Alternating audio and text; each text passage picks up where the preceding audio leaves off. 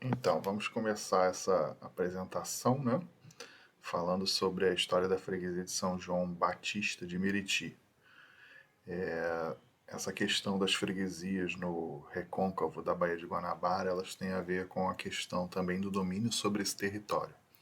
Então, vamos apresentar aí algumas características, né, da história dessa freguesia.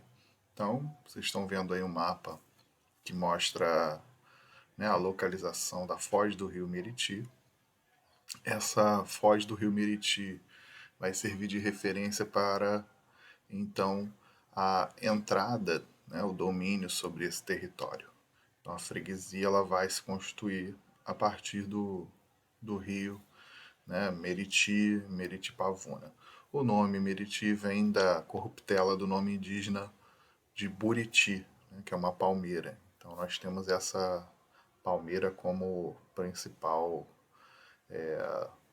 nome para esse esse rio e, consequentemente, nomear também essa freguesia, né?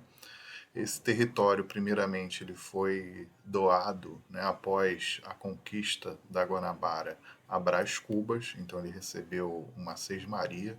Conforme vocês podem ver aí, nós temos o que seria a sesmaria dele, né? A gente colocou aí no mapa do Google Maps, fazendo o contorno do que seria a Sesmaria do Brás Cubas, mais ou menos 130 quilômetros quadrados, né?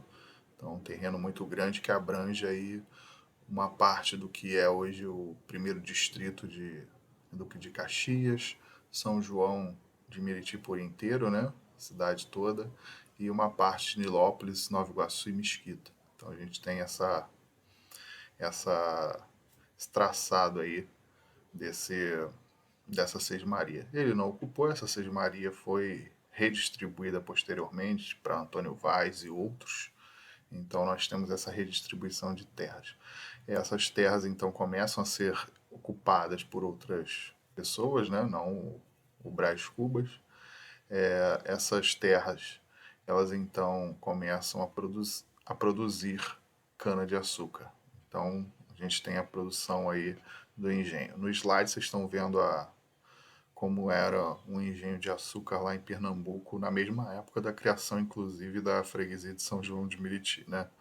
Então, tem aí as características do engenho. Aqui nós temos um mapa sobre, né, essa que viria a ser a freguesia, né? Aqui já é um mapa adaptado de Vira-Leão, disponível no Arquivo Nacional, em que nós temos os engenhos aí distribuídos ao longo do território da freguesia, né, do que se formaria. Aqui um outro mapa, né, com os engenhos, os nomezinhos desses engenhos, né, mais ou menos a localização deles.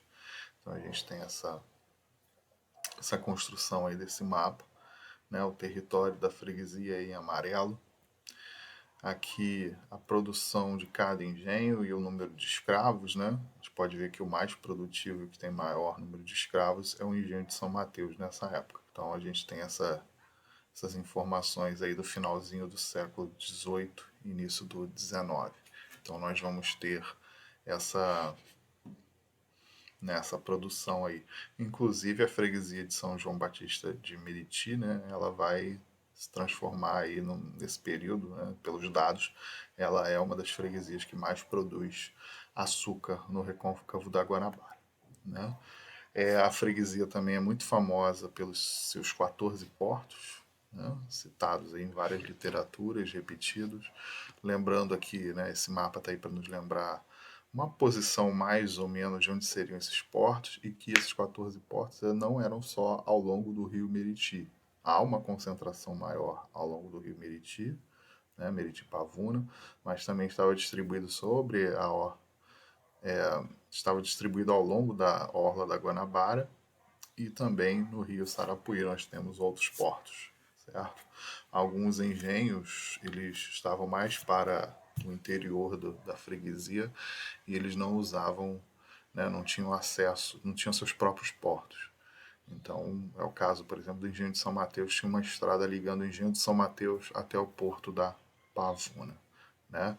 E aí falando especificamente da criação da freguesia. A freguesia, então, ela tem sua primeira igreja de taipa num lugar chamado Trairaponga, que é aquele um outeiro na foz do rio Meriti-Pavuna, né? Lá no finalzinho de 1645 é construída essa igreja e ela só vai receber o alvará de criação mesmo, a autorização para funcionar em 1647. Então isso foi uma criação aí do prelado Loureiro, né? Ele vai fazer esse pedido, já que precisava aumentar o controle sobre esses engenhos, sobre essas terras, né, sobre essa população que estava começando a crescer no recôncavo da Guanabara. Ela não é a única criada, né, nesse recôncavo, né, essas freguesias rurais aí do Rio de Janeiro. Junto com ela, no mesmo alvará, é criada a freguesia de Irajá, a freguesia de Santo Antônio, que vai dar origem a Santo Antônio de Sá, e a freguesia de São Gonçalo, né, do Guaxindiba, que vai dar origem depois, né, a São Gonçalo. Então a gente tem essa criação dessas 4 primeiras freguesias. Já em 1660 essa capela entra em ruínas, né? Então essa capela ela vai acabar caindo e em 1666 já temos uma nova capela já no interior, no novo local. Essa capela que antes, né, ela começou como São João Batista de Trairaponga, né, esse povoadozinho aí às margens da Baía de Guanabara. Esse, esse novo templo ele é deslocado para o interior, né, é feito, esse templo ele vai ser construído no, no engenho do Porto, né, no engenho mais para dentro, seguindo o rumo do rio Meriti. Então nós temos também a construção dessa igreja já de pedra e cal, né, materiais mais resistentes, pelo menos, do que a anterior. E esse local é onde hoje está a igreja, né, do Parque Lafayette, que está aí no fundo da imagem. O primeiro slide que nós iniciamos é justamente essa igreja aí, mas já depois de ser, né, remodelada. O que vai acontecer? Essa igreja ela vai nascer em Trairaponga, né? Ela vai então para depois que a igreja de Trairaponga cai, ela é construída um novo templo lá no Engenho do Porto, e aí sim é que nós vamos ter a mudança do nome de Trairaponga para Meriti. Então deixa de ser São João Batista de Trairaponga, passa a ser São João Batista de Meriti. Em 1708 essa igreja, né, ela também está em ruínas, ela cai, desaba, né? E a igreja matriz, né, o santo padroeiro, ele é levado para a capela de Nossa Senhora da Conceição do Engenho do Porto, né, próximo ali à própria igreja. Então é transferido então a matriz para lá para então ocorrer a restauração do templo, né, a reconstrução, que só vai ser concretizada em 1747. Então aquele templo, naquela imagem é de 1747, tá certo, gente?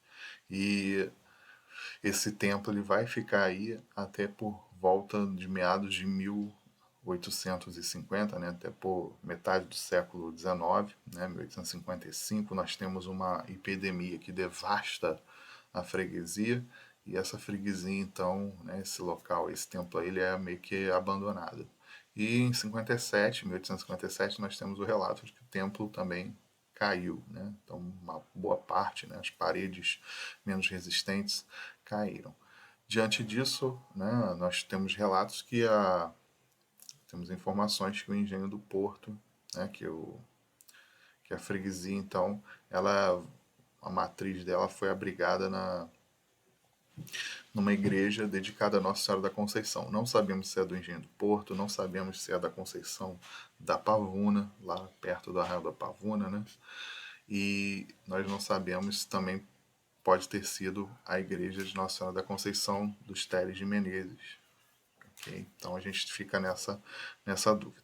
Importante é que em 1876 há a doação de um terreno, né, pelo comendador Antônio Tavares de Guerra, a doação de um terreno para a edificação de uma nova matriz.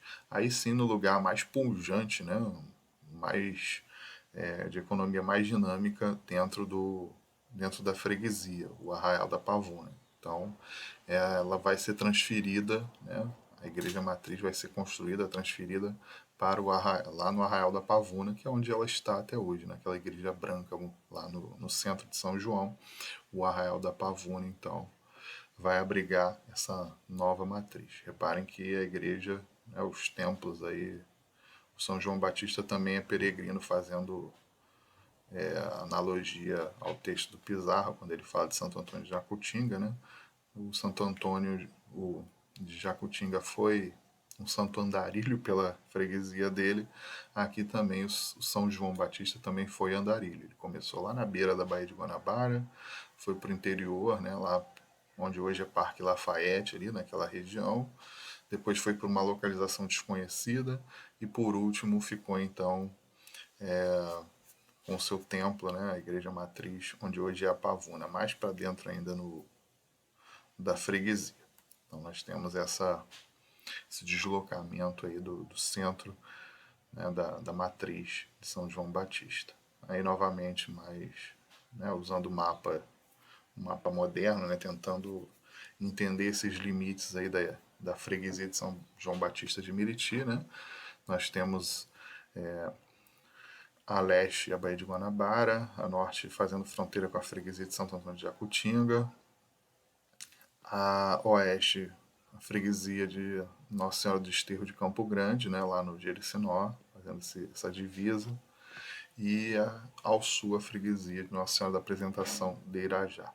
Então nós temos aí essa divisão esses limites da freguesia de São João Batista de Miriti. Aqui nós temos uma imagem da igreja como ela ficou arruinada, né, no início do século XX, essa igreja lá no Parque Lafayette. Então ela foi abandonada e aí nós temos, né, como ela ficou.